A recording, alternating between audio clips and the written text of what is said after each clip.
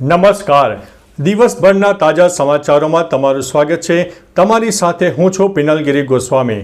સમાચારો વિસ્તારથી જાણીએ એ પહેલા મહત્વના સમાચારો ઉપર એક નજર.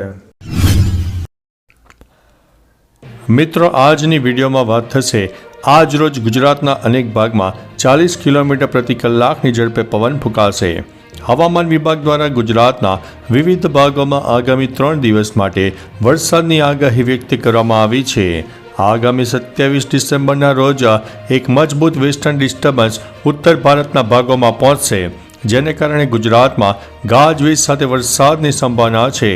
સાથે જ 30થી 40 કિલોમીટર પ્રતિ કલાકની ઝડપે પવન પણ ફૂંકાઈ શકે તેવી શક્યતા રહેલી છે. ગુજરાત ઉપર ઉત્તર અને ઉત્તર પૂર્વ દિશા તરફથી પવનો આવી રહ્યા છે. મિત્રો, અન્ય મહત્વના સમાચારની વાત કરીએ તો છત્રી રેનકોટ તૈયાર રાખજો, ભર શિયાળે હેરાન થવાનો વારો આવી શકે છે. 26થી 29 ડિસેમ્બર વચ્ચે ગુજરાતના કેટલાક જિલ્લામાં વરસાદની આગાહી કરવામાં આવી છે. ઉત્તર ગુજરાત, મધ્ય ગુજરાત અને દક્ષિણ ગુજરાતના કેટલાક જિલ્લામાં વરસાદ પડી શકે છે. દરમિયાન કચ્છ, બનાસકાંઠા, સાબરકાંઠા, અરવલ્લી, મહીસાગર, પંચમહાલ, દાહોદ, છોટાઉદેપુર, નર્મદા, તાપી, ડાંગ, નવસારી, વલસાડમાં પણ મેઘરાજા લોકોને ભર શિયાળે હેરાન કરી શકે છે.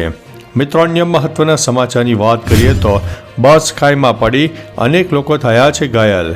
ઉત્તરાખંડથી ખરાબ સમાચાર સામે આવી રહ્યા છે. અહીં ભીમતાલ પાસે બસ ખાઈમાં પડી ગઈ હતી, જેમાં અનેક લોકો ઘાયલ થયા હોવાના સમાચાર પ્રાપ્ત થઈ રહ્યા છે. મિત્રો, અન્ય મહત્વના સમાચારની વાત કરીએ તો ખોખરામાં મૂર્તિ ખંડિત કરનાર 2 આરોપીનું સરઘસ કાઢવામાં આવ્યું હતું. ડૉક્ટર બાબા સાહેબ આંબેડકરની પ્રતિમાને તોડવા મામલે ક્રાઇમ બ્રાન્ચે 2 આરોપીઓની ધરપકડ કરીને સરઘસ કાઢ્યું છે, જ્યારે 3 આરોપીઓ હજુ ફરાર છે. આ સાથે જ ખંડિત પ્રતિમાને હટાવીને નવી પ્રતિમાનું અનાવરણ થતાં જ 2 દિવસથી ચાલતા ધરણા પણ પૂર્ણ થઈ ગયા છે. ક્રાઇમ બ્રાન્ચે પકડેલા આરોપીઓ ખોખરા પોલીસને સોંપાતા પોલીસે સરઘસ કાઢીને આરોપીઓને ઘટના સ્થળે લઈ જઈને રિકન્સ્ટ્રક્શન પણ કર્યું હતું. મિત્રો, અન્ય મહત્વના સમાચારની વાત કરીએ તો જો આ નજારો ના જોયો હોય તો કાંઈ નથી જોયું. હાલ જમ્મુ કાશ્મીરમાં ચારે તરફ બરફની ચાદર પથરાઈ ગઈ છે. જ્યાં જુઓ તો મનમોહક દ્રશ્યો જોવા મળી રહ્યા છે. સ્વર્ગ જાણે ધરતી પર આવી ગયું હોય તેવા રસ્તા દેખાઈ રહ્યા છે. આનો એક વિડીયો પણ સામે આવી રહ્યા છે, જે તમે અહીં જોઈ શકો છો. જો તમે પણ કહેશો કે આ નજારો ખરેખર અદ્ભુત છે. મિત્રો, અન્ય મહત્વના સમાચારની વાત કરીએ તો સ્પેસમાં સુનિતા વિલિયમ્સની ક્રિસમસ પાર્ટી. સુનિતા વિલિયમ્સ આ વર્ષે ક્રિસમસની ઉજવણી સ્પેસમાં કરી રહ્યા છે. તેઓના કેટલાક ફોટા અને તસવીર પણ વાયરલ થયા છે. નાસાએ સુનિતા વિલિયમ્સ અને તેની સાથે અવકાશમાં રહેતા 3 અવકાશયાત્રીઓ ડોન પેટેટ, નિક હેગ અને બુચ વિલ્મોરનો video social media platform X ઉપર પોસ્ટ કર્યો છે. એસ્ટ્રોનોટ્સની આ ટીમ સ્પેસથી જ ક્રિસમસ સેલિબ્રેશનની શુભકામનાઓ આપી રહી છે. મિત્રો, અન્ય મહત્વના સમાચારની વાત કરીએ તો દર્દીને મૂકીને સુરત પરત ફરી રહેલી એમ્બ્યુલન્સને અકસ્માત નડ્યો છે. ડેડિયાપાડાથી દર્દીને મૂકીને પરત આવતી સુરત નવી સિવિલ હોસ્પિટલની એમ્બ્યુલન્સને અકસ્માત નડ્યો છે. પૂણા કેનાલ રોડ ઉપર એમ્બ્યુલન્સ BRTS રેલિંગને અથડાઈને પલટી ખાઈ ગઈ હતી, જેથી એમ્બ્યુલન્સ ચાલકને ગંભીર ઈજાઓ થતાં 108 મારફતે તેમને સારવાર માટે સિવિલ હોસ્પિટલ ખાતે ખસેડવામાં આવ્યા છે. મિત્રો, અન્ય મહત્વના સમાચારની વાત કરીએ તો કાર્નિવાલના 7 દિવસના કાર્યક્રમ નિહાળો. રાજ્યના મુખ્યમંત્રીના હસ્તે કાર્નિવાલને ખુલ્લો મૂકવામાં આવ્યો. આગામી 7 દિવસ સુધી કાર્નિવાલનું આયોજન કરવામાં આવ્યું છે, જેમાં વિકસિત ભારતની થીમ પર હંગામા સાંસ્કૃતિક કાર્યક્રમનું આયોજન થશે. Sound show, laser show, drone શોનું આયોજન છે. લોક ડાયરો, બોલિવૂડ ફ્યુઝન, પોલીસ બેન્ડ, ટિપ્પણી ડાન્સ સહિતના વિવિધ કાર્યક્રમોનું આયોજન થશે.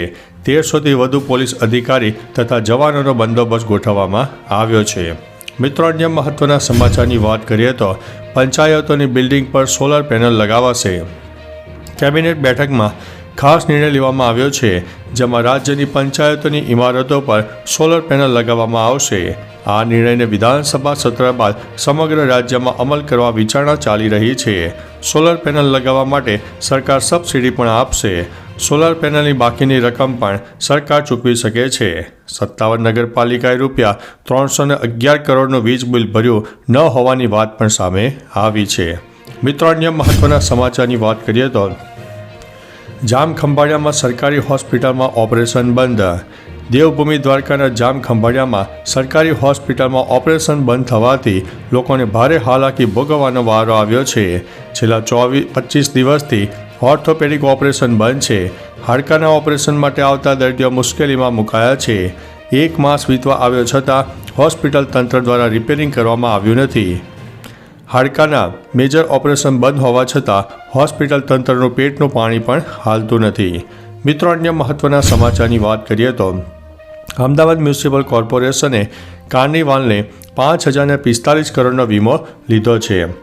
કાંકરિયા કાર્નિવાલનો બુધવારથી પ્રારંભ થઈ ગયો છે, જેમાં 1 સપ્તાહ સુધી શહેરીજનો રંગારંગ કાર્યક્રમની મજા માણી શકશે.